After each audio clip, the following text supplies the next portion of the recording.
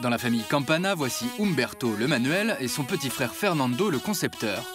Nous avons retrouvé les deux designers brésiliens en plein montage de leur première exposition parisienne.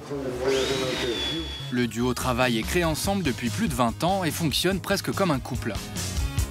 On se disputait beaucoup avant. On n'arrêtait pas. Maintenant, ça va un peu mieux. Aujourd'hui, c'est convivial. C'est un peu comme un mariage sans sexe. Les frères Campana partagent en tout cas l'amour du recyclage. Leur créneau, la création de mobilier avec des matériaux de récupération, sorte de bricolage artisanal à l'inspiration baroque assumée.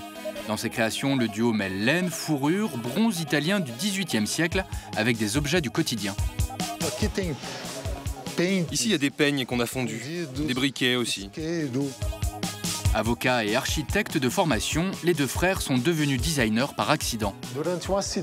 J'ai eu un accident sur le Rio Colorado, je faisais du rafting.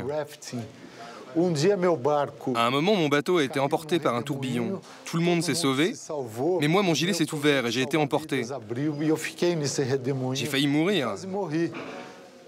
3 heures après, ça m'a donné l'idée de dessiner une chaise en forme de spirale. Et c'est le premier objet que j'ai créé.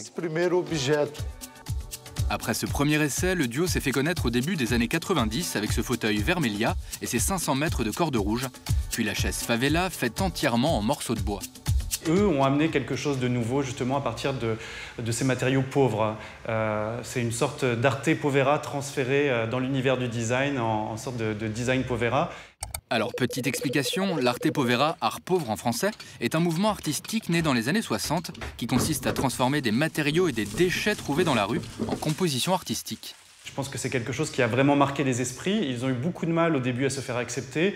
On les a un peu traités pas très bien au départ puisque c'était la grande période au contraire du minimalisme dans le design. Et puis petit à petit, ils ont réussi à s'imposer et à faire accepter cet univers à la fois ludique, coloré, chaleureux et extrêmement foisonnant.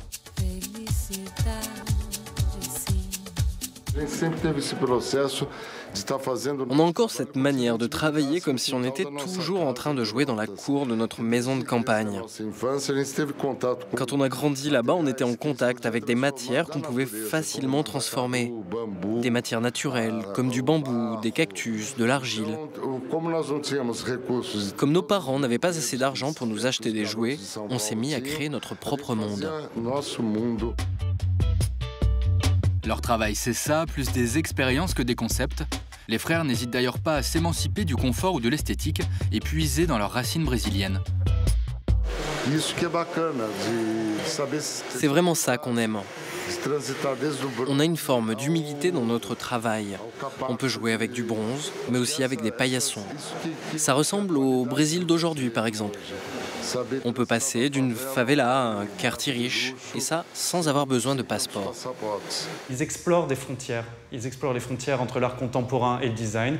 Ils explorent la frontière entre le beau et le laid, entre le riche et le pauvre. Et je crois que c'est typiquement quelque chose de brésilien, c'est cette idée des contrastes entre justement la richesse et la pauvreté, entre le désordre, le chaos et quelque chose de très ordonné. Ça fait vraiment partie de leur ADN.